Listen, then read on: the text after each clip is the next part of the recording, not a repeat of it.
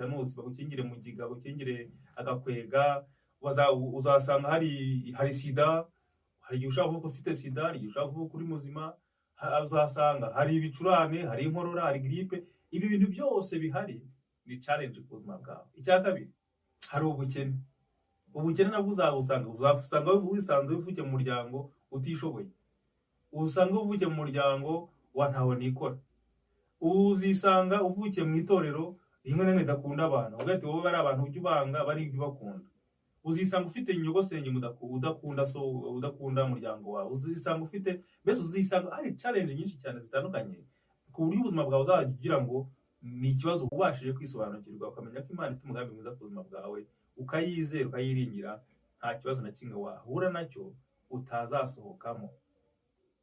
Icyo ni ikintu cy'ingenzi. Icya kabiri ni ukugira intekerezo zihamye. Intekerezo zihamye zishatse kuvuga ngo navutse ndi umukene ariko sinzapfa ndi umukene. Icyo kintu ugomba kukizirikana. Navutse mu muryango mbona bashonje, mbona tutarya inshuro zose zikwiye kuribwa, ariko ntago nzasaza umuryango.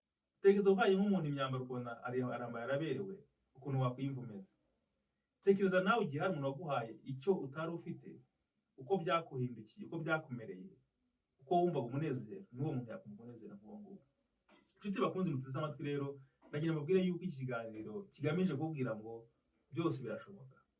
Iyo uhuye n'imbogamizi, iyo uhuye na challenge z'ubuzima, cyangwa uhuye n'imbogamizi muri ubu buzima, ntibizaguhagarike, ntibizagutinyishe.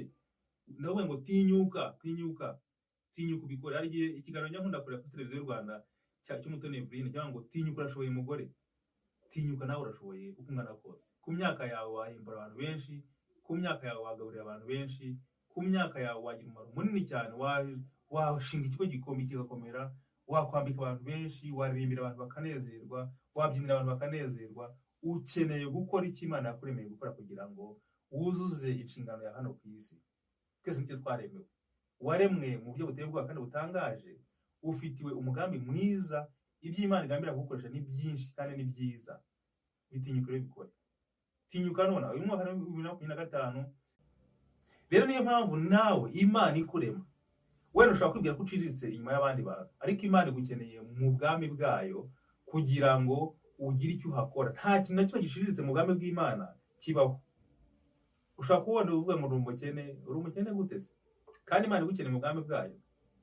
Ushobora kuvuga ngo ndasuzuguritse, ariko ntabwo Imana iragukeneye uko umeze. Igukeneye uri mugufi, igukeneye uri muremure, igukeneye ubyibushye, igukeneye unanutse, igukeneye uri inzobe cyangwa igukeneye uri igikara. Igukeneye ufite amafaranga